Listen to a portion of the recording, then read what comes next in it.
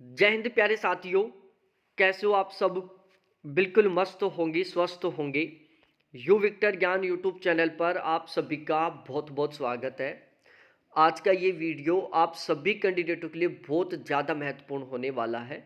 यदि आप central government के किसी भी पद के ऊपर कार्यरत हैं, ये वीडियो उन कैंडिडेटों के लिए तो और भी ज़्यादा महत्वपूर्ण होने वाला है जो सेंट्रल गवर्नमेंट के किसी भी पद के लिए तैयारी कर रहे हैं। जैसे आप एसएससी की तैयारी कर रहे हो, रेलवे की तैयारी कर रहे हो, एफसीआई की तैयारी कर रहे हो या किसी भी अन्य पद की तैयारी कर रहे हो जो सेंट्रल गवर्नमेंट के अंडर आता है, तो ये वीडियो आपको बहुत ज़्यादा मोटिवेट करने वाला है। आज के इस वीडियो में हम डिस्कस करने वाले हैं कि जो केंद्र सरकार है वो अपने जितने भी कार्यरत कर्मचारी हैं उन सभी को एक बहुत बड़ा तोहफा देने वाली है, उनकी सैलरी बढ़ाने वाली है।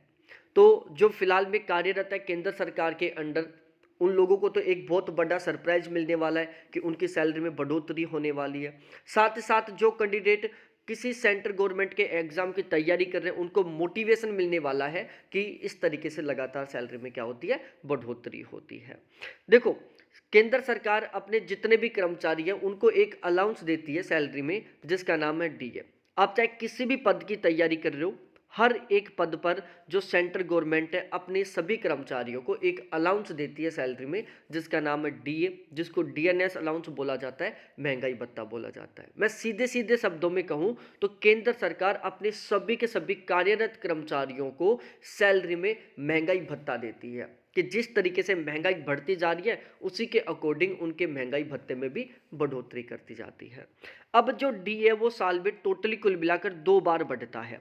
एक बार तो जनवरी में बढ़ता है और दूसरी बार जुलाई में बढ़ता है।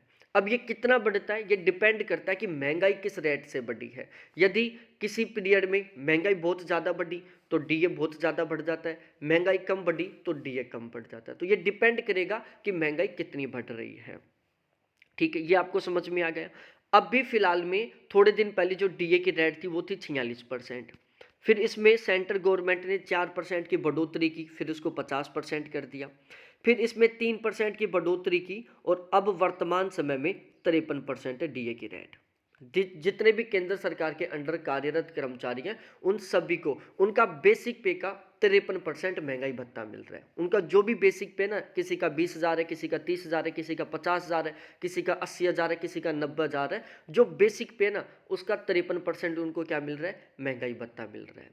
अब जनवरी 2025 से सेंट्रल गवर्नमेंट अपने जितने भी कर्मचारी हैं उनके डीए में बढ़ोतरी करने की कोशिश कर रही है, प्लानिंग बना रही है। अब फिलहाल में जो 53% डीए मिल रहा है इसको बढ़ाकर पूरा पूरा प्लान चल रहा है 56% करने का।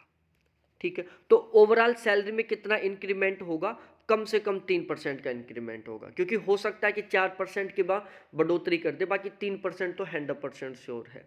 तो जनवरी 2025 से जितने भी केंद्र सरकार के कार्यरत कर्मचारी हैं उन सभी की सैलरी में कम से कम 3% की बढ़ोतरी हो जाएगी। और ध्यान रखना, जो डीए जो डीएनएस अलाउंस है वो हमेशा बेसिक पे पर काउंट किया जाता है।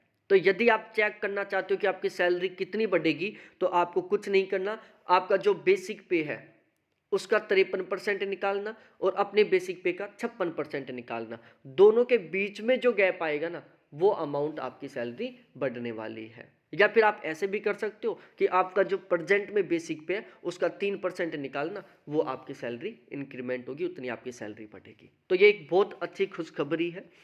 देखो, सबसे अच्छा फ़ायदा यही होता है सरकारी नौकरी लगने में और स्पेशली तरीके से सेंट्रल गवर्नमेंट की जॉब में लगने में, कि यहाँ पर एक बहुत ही सिस्टमेटिक तरीके से सैलरी में बढ़ोतरी होती रहती है।